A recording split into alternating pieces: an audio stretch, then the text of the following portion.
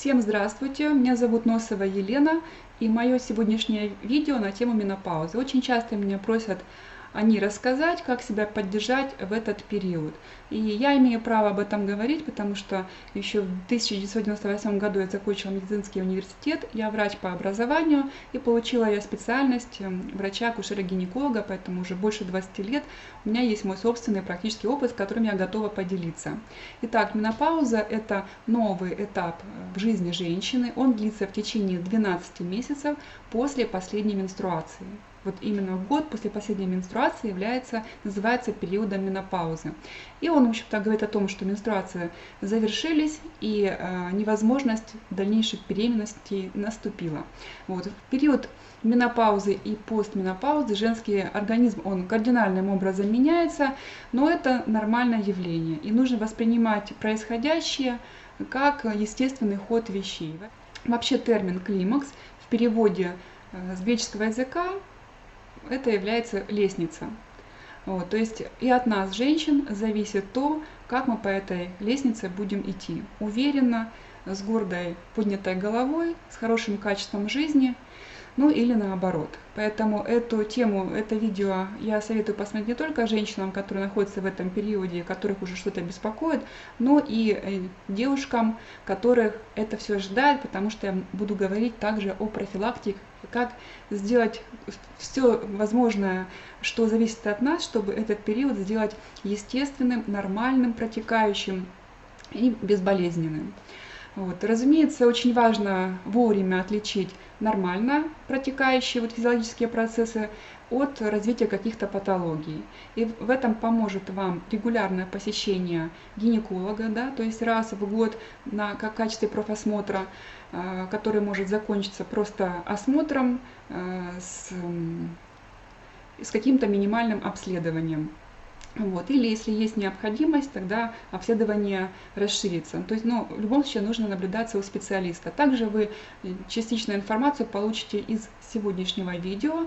Вот в дальнейшем я буду выпускать новые видео, так что подписывайтесь на мой канал и будете в курсе этой информации, потому как тема женского здоровья, она глобальная, и даже на тему климакса существуют самые разные вопросы, которые я постараюсь в последующем освещать.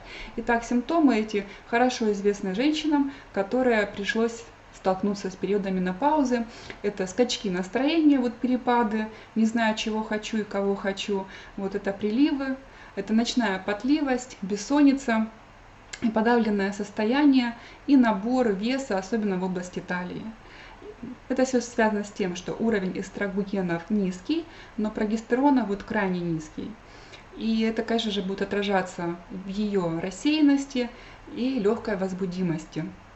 Одна из самых часто встречающихся проблем связана с приближением менопаузы и установлением ее, это являются приливы. Собственно говоря, из-за приливов чаще всего ко мне женщины и приходят на прием, потому что не могут уже просто с этим жить. Некоторые, конечно, успокаиваются тем, что и у моей мамы было, и у бабушки было, и у меня было, и пройдет. Но бывает так, что не проходит или настолько это нарушает качество жизни, что, в общем-то, нужно что-то с этим делать, и об этом я буду сейчас говорить. Тем более, что приливы беспокоят 2 женщины из 3. Несмотря на то, что само по себе явление приливы старо уже как мир, до конца еще механизм их возникновения не изучен, не раскрыт, но зато точно известно, что в зоне риска находятся женщины с малоподвижным образом жизни, женщины, которые употребляют алкоголь и курят. Кроме того, женщины, которые имеются проблемы с желудочно-кишечным трактом и в первую очередь проблемы с печенью, об этом буду говорить. Кроме того, женщины с лишним весом также будут в группе риска по патологическому климаксу. Сразу хочу сказать и предупредить женщин, которые еще пока что не находятся в этом периоде, нужно знать, что к периоду менопаузы нужно прийти с нормальным весом, без инсулинорезистентности, об этом у меня есть отдельное видео, без спасательных кругов вокруг талии и со здоровой печенью. Вот поэтому первое, что нужно вот понимать и знать, это поддерживать свой желудочно-кишечный тракт и свою печень. Дело в том, что в печени происходят фазы детоксикации, они должны проходить все фазы без заминок. И это возможно при правильно работающем здоровом желудочно-кишечном тракте. Отдельно у меня есть видео на тему желудочно-кишечный тракт и здоровье печени. Там я рассказываю подробно связь проблем печени, желудочно-кишечного тракта с гинекологическими и эндокринологическими заболеваниями. Вот. То есть если фазы детоксикации в печени будут проходить без заминок, тогда и детоксикация метаболитов эстрогена будет происходить также без заминок, и скорость будет не снижена. Если печень работает не на 100%, то скорость этих процессов будет также снижена. И, соответственно, очень важно иметь качественный желчеотток, потому что если у женщины есть проблемы, застойное явление, то это также будет касаться и работы печени. Поэтому очень важно употреблять достаточное количество воды, чтобы не было застоя желчи. Это один момент. Кроме того, почему еще важно пить воду? Дело в том, что, знаете, как есть такая сказка, да, все мы знаем про 3 дорожки, что пойдешь налево, соответственно, получишь один результат, направо другой, и пойдешь прямо, 3-й результат. Так вот, хочу сказать, что наши половые гормоны, да, они, ну, собственно говоря, предшественников половым гормоном является прегненолон, да, прогестерон. Но из прегненолона также образуются и другие гормоны, и в частности альдостерон. То есть это гормон, который обладает антидиуретическим действием, то есть он задерживает жидкость. Если женщина не допивает воду, то, соответственно, будут включаться механизмы, которые будут способствовать удержанию жидкости, то есть будет повышаться уровень альдостерона. И, естественно, если будет повышаться уровень альдостерона, значит, мы будем себя обкрадывать по половым гормонам.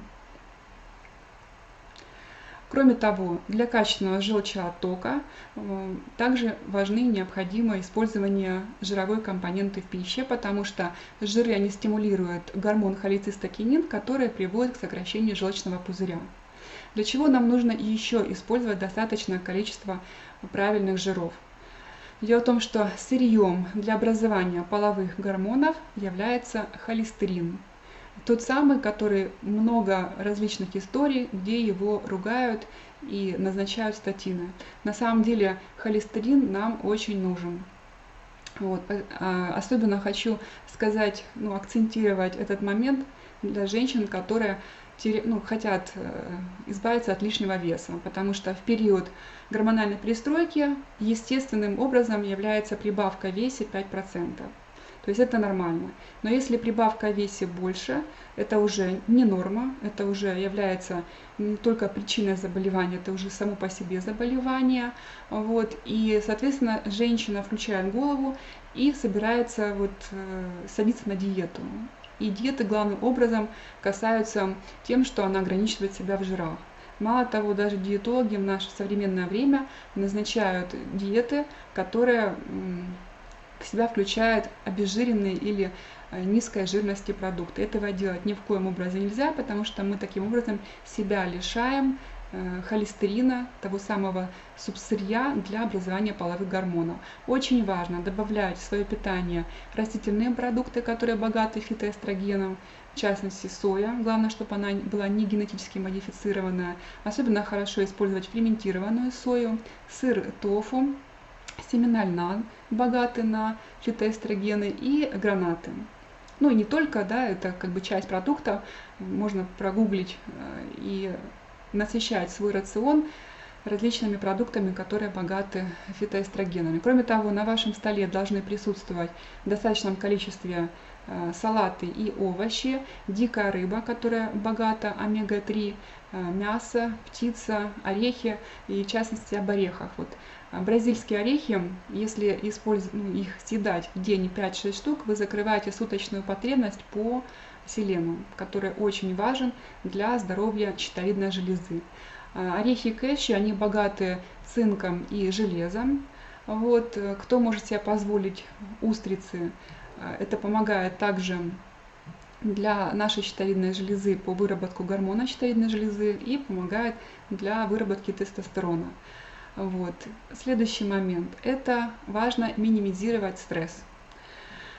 Как я говорила, что из прегненолона есть вот 3 пути, да, превращения в половые гормоны, в альдостерон и очень важный путь превращения в кортизол. Да, нам гормон этот нужен, у меня есть отдельное видео по кортизолу, но если мы хронически стрессуем, если мы ругаемся по любому поводу, конфликтуем с окружающим миром, нас часто что-то раздражает и мы срываемся, то мы тем самым поддерживаем уровень кортизола в крови и, соответственно, мы себя обкрадываем, опять же, по половым гормонам. То есть из прегненолона будут образовываться не половые гормоны, а будут образовываться в большей степени кортизол, да, и мы себя обкрадываем. Поэтому это важно тоже знать и понимать, и, соответственно, по возможности поддерживать свою нервную систему. Вот. И, кроме того, иметь достаточно полноценный сон, для которого должны быть созданы все необходимые условия. То есть в спальне важно обеспечить приток свежего воздуха, постельное белье должно быть из хлопка, уснуть быстрее и легче помогут регулярные систематические прогулки, ну хотя бы 5000 шагов. И вообще как бы физическая нагрузка должна быть обязательно также в этот период. Вот. Но главное, что здесь должна быть регулярность. Хорошо помогает расслабиться и отключиться от дневных забот дыхательная гимнастика, заключающаяся в глубоком дыхании, замедленного темпа, с задержками на выдохе и вдохе. Ну и, конечно, этот период жизни категорически важно отказаться от алкоголя и курения. Ну и, собственно говоря, в период менопаузы очень важно использовать определенные витамины, минералы и нутрицептики, в частности витамины группы В, которые нам помогут поддерживать нашу нервную систему. Витамины D и кальций помогают укрепляться нашей костной системе и профилактикой остеопороза. Магний, он поддерживает нашу нервную систему, наши надпочечники и, кроме того, также снимает уровень стресса и минимизирует ощущение приливов. Кроме того, важны антиоксиданты для того, чтобы поддерживать функцию яичников. Это витамины А, Е, цинк, селен. Если говорить о витамине Е, то нужно выбирать, опять же, качественный, натуральный витамин Е, не продукт нефтехимии. Он также помогает смягчить приливы и перепады настроения. Важно себя поддерживать, важно поддерживать свои надпочечники и щитовидную железу, потому что это те гормональные железы, которые берут на себя эстафету, когда яичники начинают уже угасать. Ну, к адаптогенам относятся и элeuтерокок, и женьшень, и мака перуанская. И вообще важно в этот момент, в этот период минимизировать кофеин содержащие напитки. Лучше их заменить на травяные чаи, вот, на чаи с пуэрарии, с каркаде. Но это я больше говорила, что касается профилактических моментов. Безусловно, они улучшают протекание этого периода, важного периода в жизни женщины. Но все же, если ко мне женщина обращается по поводу приливов, то я рада, что к синтетической гормонотерапии, к заместительной гормонотерапии я прибегаю вот крайне-крайне редко. Я счастлива, что я использую уже почти 20 лет, пользуюсь продуктом растительным, это диаскорея или дикий ямс, который мне помогает в решении вопросов, именно в решении приливов. Дикий ямс, да, этот препарат, он помогает улучшать настроение женщине, обладает легким седативным эффектом, улучшает сон, нормализует артериальное давление, обладает противоотечным действием, поддерживает печень, а не наоборот, ну, дает такое вот ощущение вот продления молодости. То есть я уже 20 лет пользуюсь определенным производителем, мне нравится, что там подобрана хорошо, адекватно качественная дозировка, которая помогает действительно получить эффект. Кроме того, что дикий ямс помогает поддержать гормональный фон у женщины. Кроме того, он обладает еще лечебным действием. В частности, в период, который предшествует менопаузе, он характеризуется тем, что в первую очередь снижается уровень прогестерона. И на этом фоне растут эстрогены. эстрогены обладают пролиферативным действием, и если они не сдерживаются нормальным уровнем прогестерона, то у женщины развиваются всевозможные гиперпластические процессы, такие как фиброкистозная мастопатия, гиперплазия эндометрия, миома матки, ну и в будущем, возможно, даже группа риска по онкопроцессам.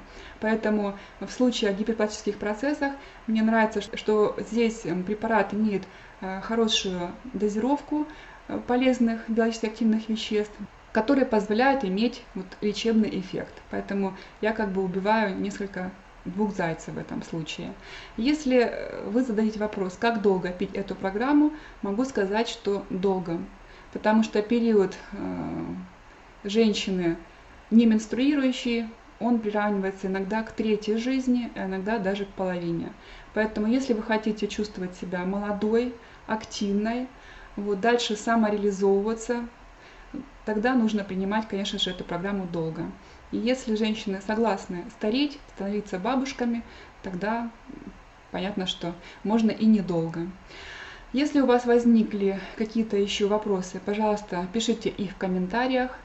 Подписывайтесь на мой канал, как я уже сказала, вы будете в курсе моих новых видео. Всего хорошего, будьте здоровы!